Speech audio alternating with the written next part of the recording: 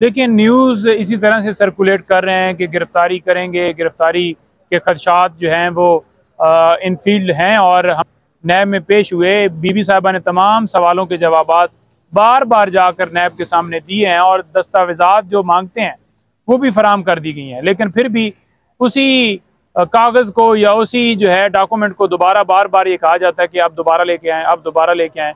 मुझे तो कोई समझ नहीं आती। मिसाल के तौर पर इसका नाम है जी कलीमुल्ला, तो मैं इससे पूछूं कि आपका नाम क्या है, ये कहें कलीमुल्ला। मैं 200 दफ़ा पूछूं, जब नाम उसका कलीमुल्ला है तो उसने कलीमुल्ला ही बताना है।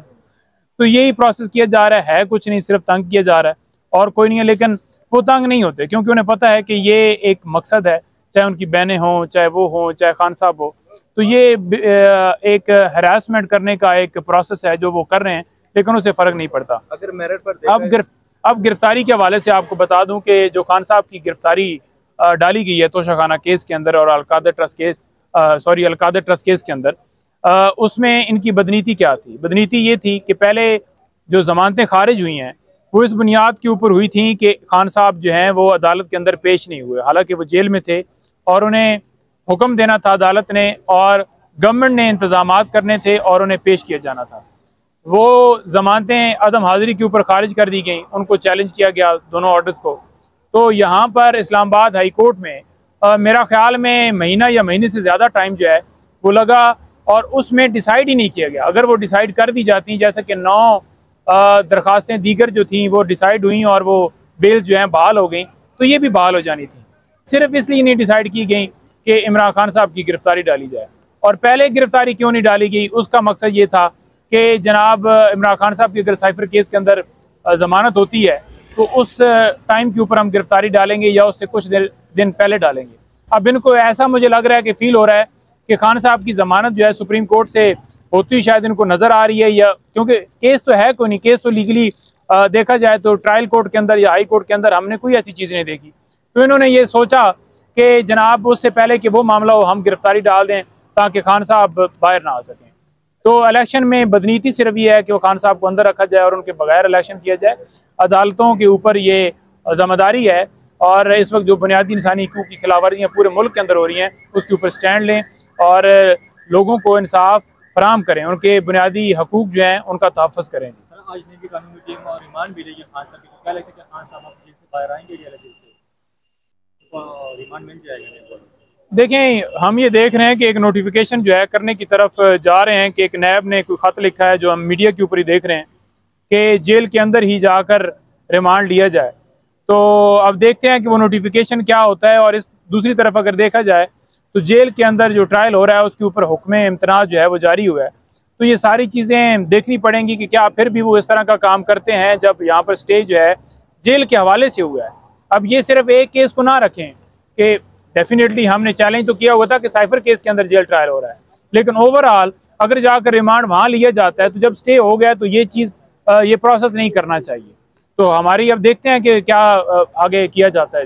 अलकादर ट्रस्ट को अगर मेरिट की बुनियाद पर देखा जाए और सुना जाए तो क्या खान साहब की गिरफ्तारी बंद थी इस केस में? देखें, अगर मेरिट के ऊपर देखा जाए तो इमरान खान साहब ने कोई फाइनेंशियल फ़ायदा नहीं लिया, एक पैनी का, ना बीबी साहिबा ना खान साहब के अकाउंट में कोई पैसा आया।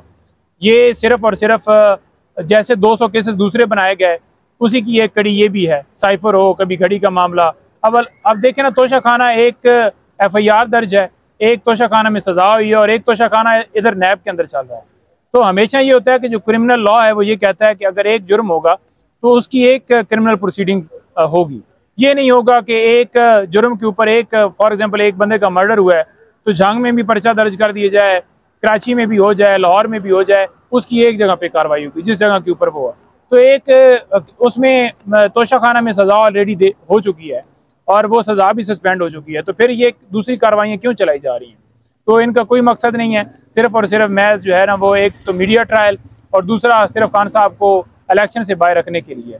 अगर देखा जाए तो 190 मिलियन जो पाउंड्स वाला मामला उठाते हैं वो अगर देखा जाए तो वो तो सुप्रीम कोर्ट के अकाउंट में है, कोई खान साहब के अकाउंट में है।